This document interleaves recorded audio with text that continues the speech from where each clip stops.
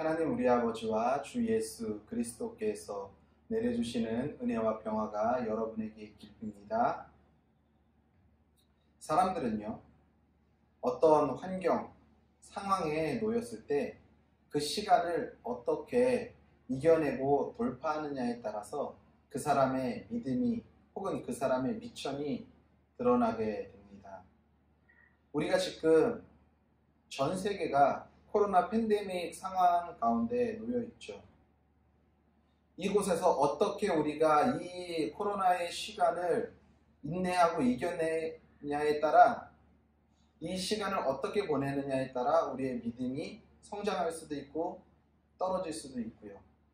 그리고 우리가 좀 더 훌륭하게 더 성장할 수도 있고 그렇지 못할 수도 있다는 겁니다.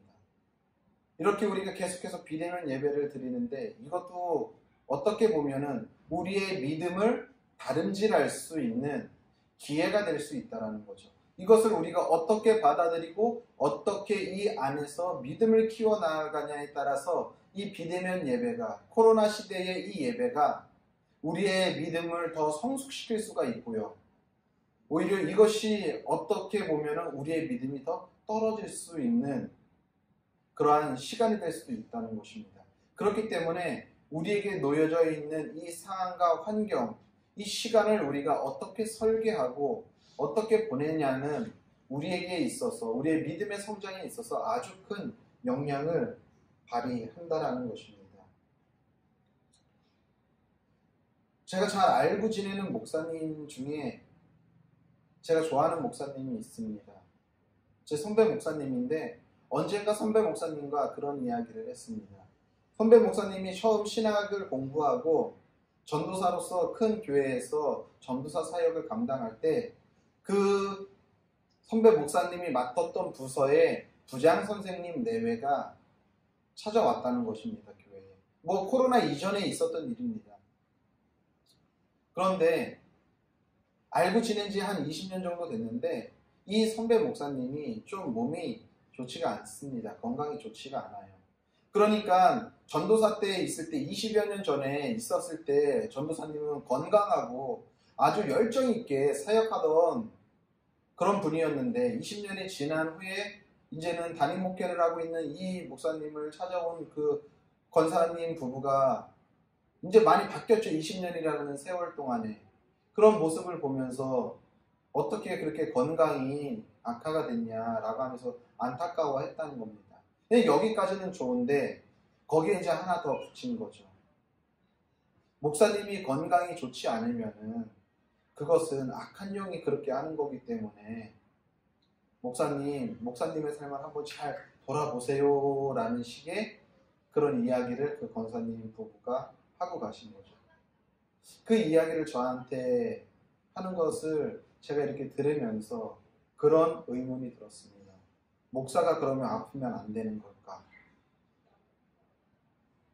목사가 아프면은 하나님의 영광을 가리우는 걸까? 라는 생각을 했습니다. 여러분들은 어떤 생각이 드십니까? 목사가 아프고 병에 걸리면 하나님의 영광을 가리는 겁니까? 저는 제 생각으로는 물론 그렇게 생각하는 분들도 계실지 모르겠지만 제가 가지고 있는 믿음은, 제가 가지고 있는 신앙은 그렇지 않다는 것입니다.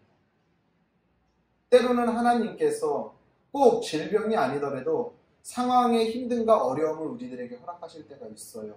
어떤 사람은 물질로, 어떤 사람은 건강으로, 어떤 사람은 환경으로, 어떤 사람은 직장의 문제로, 어떤 사람은 이웃과의 문제로 다 힘들고 어려운 상황을 우리들에게 허락하실 때가 있어요.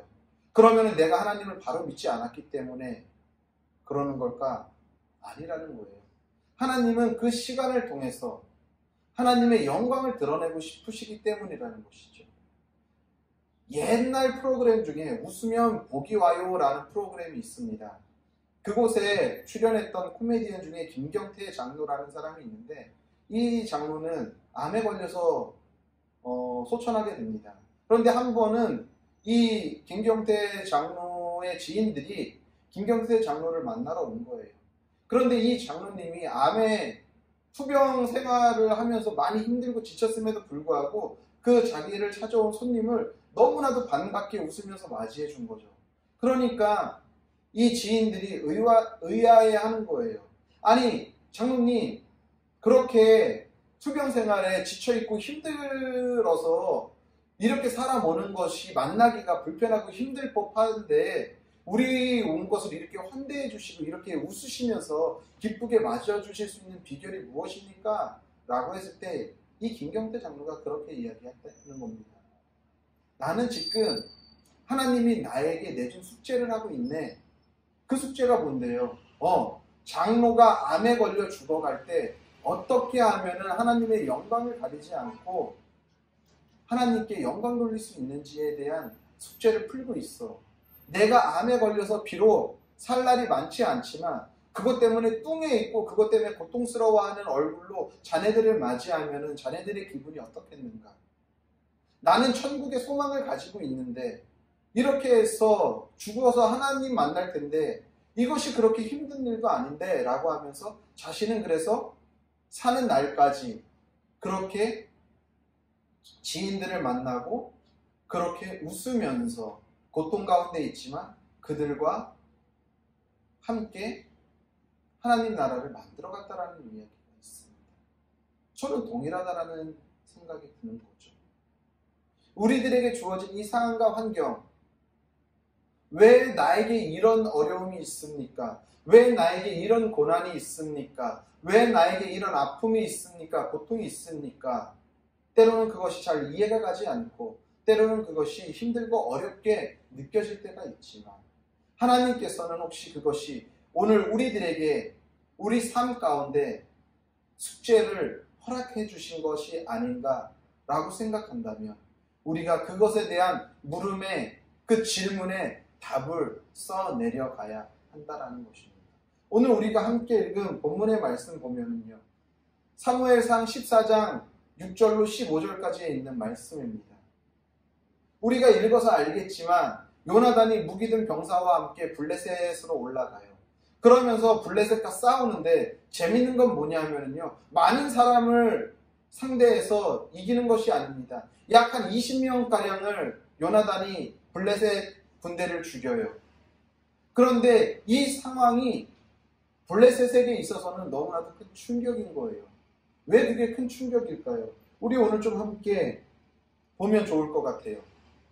재밌는 건 뭐냐면은 성경에서 오늘 기록하고 있는 게 이 말도 안 되는 상황. 생각해 보십시오. 상식적으로. 우리가 13장에 있는 말씀을 봐서 알고 있지만 요나단에게 사울이 병력을 허락한 것은 몇 명입니까? 1000명이에요.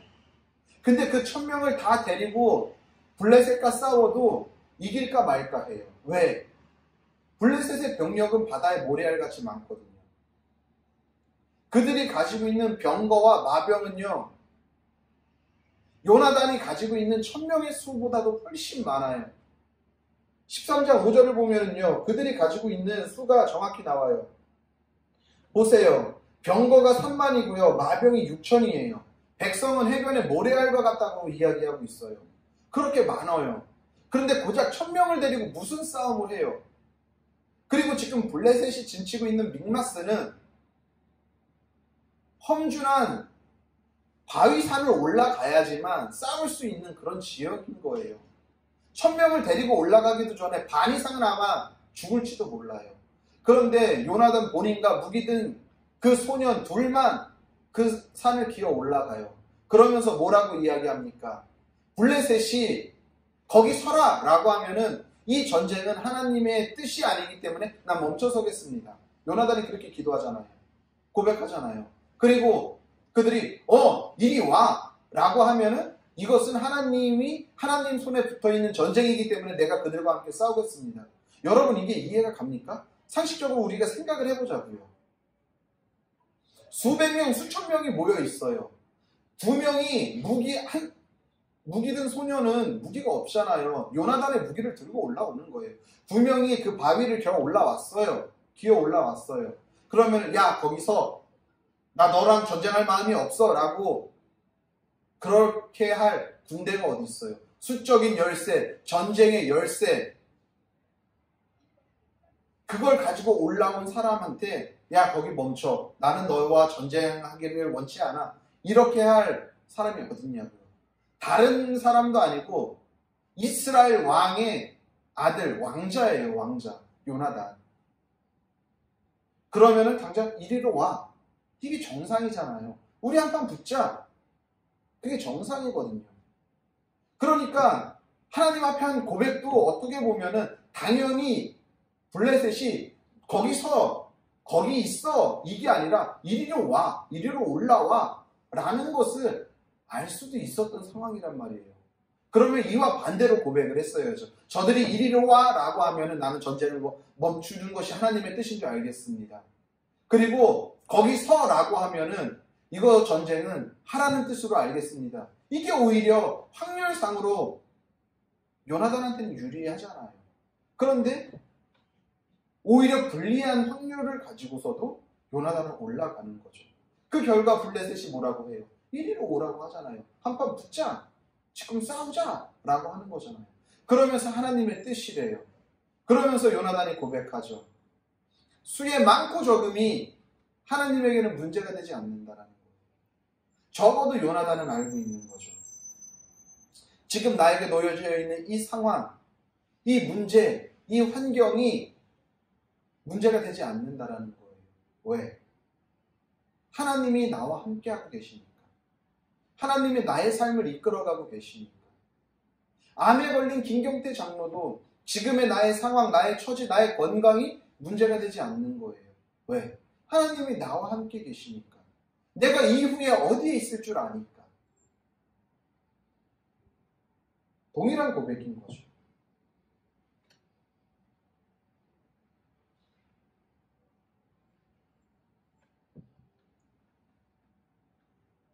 오늘 요나단의 반응을 통해서 우리가 좀 깨달아야 할 것이 있습니다. 하나님이 우리와 함께 하신다라는 이 믿음을 붙잡고 살아갈 때 얼마나 놀라운 일들이 일어나는지를 우리는 깨달아야 한다는 것이죠. 아마도 요나단이 이것을 사기가 떨어져서 아버지도 사기가 떨어지고 나머지 이스라엘 군대도 사기가 떨어져서 뿔뿔이 흩어져서 600명밖에 남지 않은 이 상황 가운데 이것이 문제가 되지 않아. 우리에게는 우리의 전쟁에 능하신 하나님이 있잖아. 우리의 삶을 여태까지 우리의 조상들부터 지금 이 순간까지 우리를 있게 하신 이 하나님이 있잖아 라는 것을 그들에게 증명해 보이고 싶었던 것 같아요. 그러니까 이 말도 안 되는 상황 가운데 요나단이 올라가는 것이죠. 14절에 그 결과 어떻게 됩니까? 요나단과 무기 든 소년이 반나절가량 그 쳐 죽인 블레셋 군대가 20명이에요. 여기서 이 재밌는 표현인데요. 반나절 가리 땅이라고 표현이 나와요. 14절을 우리 다 같이 보면은 이렇게 돼 있어요. 요나단과 그 무기를 든 자가 반나절 가리 땅 안에서 처음으로 쳐 죽인 자가 20명 가량이라. 반나절 가리 땅은 어떻게 계산을 하느냐 하면요. 주석책에 보면은요. 소 한 마리가 갈 수 있는 땅이 있어요. 하루 동안에. 그게 약 한 1010평 정도 돼요. 그럼 반나절이니까 반으로 나눠야겠죠. 그럼 605평 정도 되는 거거든요. 소 한 마리가 반나절 동안 갈 수 있는 땅이 한 600평 정도 되는 땅을 갈 수 있다라는 거예요. 그러면은 600평이면은 그래도 꽤 큰 땅이죠. 그 안에서 몇 명을 쳐 죽였어요? 20명을 쳐 죽인 거예요. 이 블레셋 군대는 얼만큼 많아요? 바다에 모래같이 셀 수 없이 많아요. 그 중에 20명이면은 많은 숫자일까요? 적은 숫자일까요? 티도 안 나는 숫자겠죠. 물론 2명이서 10명을 쳐 죽였다라는 것은 20명을 쳐 죽였다라는 것은 정말 엄청난 전투력이긴 있겠죠. 그런데 그 수많은 블레셋 병사 중에서 20명은 티도 안 나는 거고요. 그것은 무슨 데미지, 충격도 주지 못하는 수예요. 그런데 재미있는 표현은요. 15절에 나와요. 15절에 뭐라고 하냐면요. 반나절가량 그렇게 죽였는데 들에 있는 진영과 모든 백성이 공포에 떨었고 부대와 노략군들도 떨었으며 땅도 진동하였으니 이는 큰 떨림이 있었더라. 20명밖에 죽지 않았는데 두려워서 블레셋 진영은 발발발발 떨고 있대요. 지금 여러분, 이것이 어떻게 이해가 갑니까? 여러분이 이해가 가십니까? 이것을 설명하려면 하나밖에 없죠. 요나단이 두렵고 무서워서 떤 것이 아니라 요나단과 함께 하고 계신 그 하나님이 블레셋 군대들에게도 보였던 거죠. 저 혼혈단신으로 올라온 요나단과 무기 든 소년이 무서운 것이 아니라 그 뒤에서 일하고 역사하고 계신 그 하나님 때문에 이들이 겁먹고 벌벌벌 떨었다라는 거예요. 그냥 떨었다라는 게 아니라 3번이나 강조하잖아요. 모든 백성들이 공포에 떨었고 부대와 노략군들도 떨었으며 땅이 진동하였으니 이는 큰 떨림이 있었다. 떨었고 떨었으며 떨림이 있었다. 강조하는 거예요. 떨었다라는 것이. 그만큼 하나님이 크게 역사하셨다라는 거죠. 그러면서 땅이 뭐라고 해요? 진동이 있었대요. 땅도 진동했대요.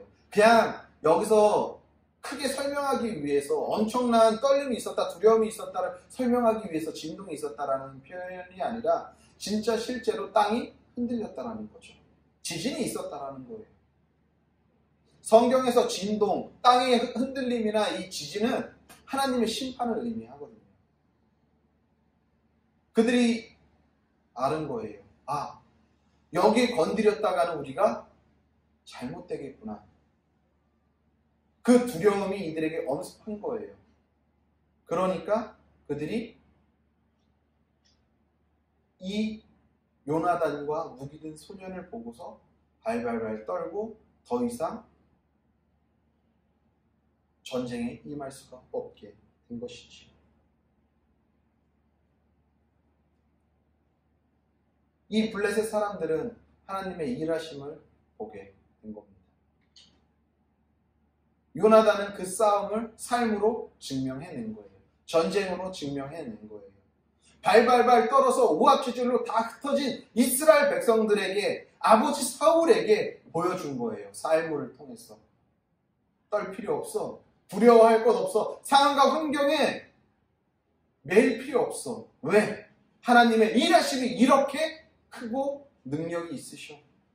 이것을 요나단이 증명해낸 거죠.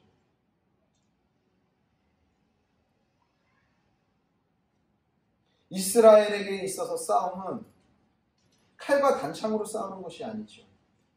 요나단이 증명한 것과 같이 하나님의 일하심으로 싸우는 거예요. 우리 그리스도인의 삶도 마찬가지죠.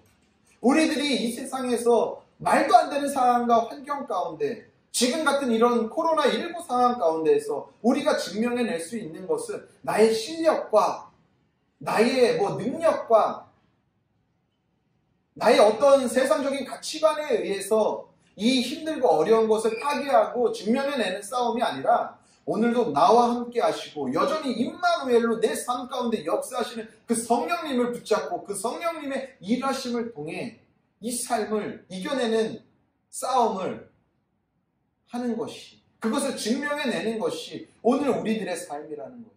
내 삶 가운데 여전히 지금도 일하고 계시는 그 하나님의 일하심을 증명하는 삶을 우리가 오늘도 살아가야 한다는 것이죠. 하나님은 우리에게 계속해서 숙제를 내주세요.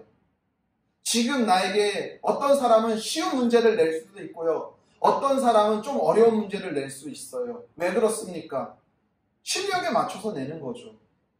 제가 오늘 설교 서두에도 말씀드렸어요. 우리의 놓여져 있는 상황과 환경을 우리가 어떻게 살아가느냐에 따라서 우리의 실력이, 우리의 미천이 드러난다라고 제가 말씀드렸습니다. 하나님은 보고 싶은 거예요. 이러한 상황 가운데 너 어떻게 이 숙제를 풀어서 증명해낼래? 너 이런 상황 가운데서도 이렇게 힘들고 어려운 문제도 풀고서 증명해낼 수 있어? 라고 오늘 우리들에게 물으시는 거예요. 요나단은 그 숙제를 과감하게 풀어낸 거예요. 말도 안 되는 상황 가운데 올라간 거예요. 우리에게도 마찬가지죠. 코로나 때문에 모두가 어렵죠. 우리 그리스도인들도 많이 힘들어요. 삶에 물질적으로도 힘들고요. 상황적으로 힘들고요. 주변의 시선 때문에도 힘들어요. 하지만 그럼에도 불구하고 하나님이 오늘 우리들에게 말씀하세요. 니네 이렇게 힘들고 어려운 상황 가운데서도 이 숙제를, 문제를 풀어낼 수 있겠니? 했을 때 이 문제를 푸는 키는, 답은 어디에 있어요? 우리 주님에게 있는 거예요.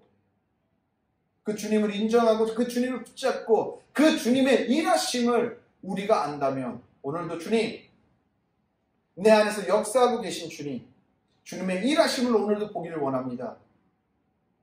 요나단에게 역사하셨던 그 주님이 오늘 나의 삶 가운데, 우리 성도들의 삶 가운데도 주님께서 일하셔서 오늘 나의 삶을 통해, 우리 성도들의 삶을 통해 주님이 주님 되심을, 하나님이 하나님 되심을 증명하게 하여 주옵소서 하고서 우리가 우리의 삶을, 이 시간을 보내야 한다라는 사실입니다. 사랑하는 성도님들, 우리가 세상을 살아가면서 때로는 정말 너무나도 힘들고 괴롭고 어려운 상황 가운데, 환경 가운데 처할 수 있습니다. 그러면 그럴 때마다 내 삶은 왜 이러지? 내가 무엇을 잘못했지? 뭐 때문에 나에게 이러한 고통이 있지? 이렇게 우리의 삶을 원망하고 한탄하는 것이 아니라, 하나님이 나에게 말씀하실 게 있구나. 하나님이 오늘 나에게 이 숙제를 풀게 하셨구나.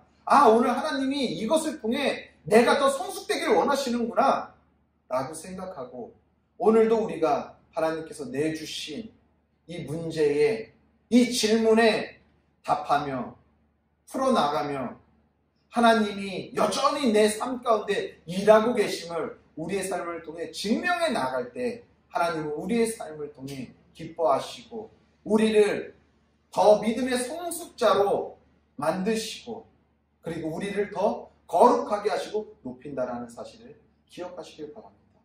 부디 우리 모두는 비록 힘들고 어려운 시대를 우리가 살아가고 있지만, 그럼에도 불구하고 여전히 우리와 함께 하시고 지금도 우리와 함께 일하고 계신 그 하나님을 믿고 바라봄으로 인해 이 힘들고 어려운 상황을 믿음으로 잘 돌파해내서 주님이 기뻐하시는 사람으로, 믿음의 승리자로 성숙돼가는 성도님들의 삶이 되시기를 예수님의 이름으로 간절히 소원합니다. 기도하겠습니다. 이제는 우리를 위하여서 십자가에 달려 죽으신 예수 그리스도의 은혜와 그의 아들을 아낌없이 십자가에 내어주신 하나님 아버지의 영원하신 사랑과 성령의 교통하심과 위로하심과 역사하심이 오늘도 우리의 삶 가운데 여전히 일하고 계신 하나님의 일하심을 삶으로 증명하기로 결단한 성도들 머리 위에와 그들의 가정과 섬기는 교회와 나라와 민족과 더 나아가 세계 열방 가운데 이제로부터 영원히 함께 계시기를 간절히 축원하옵나이다. 아멘.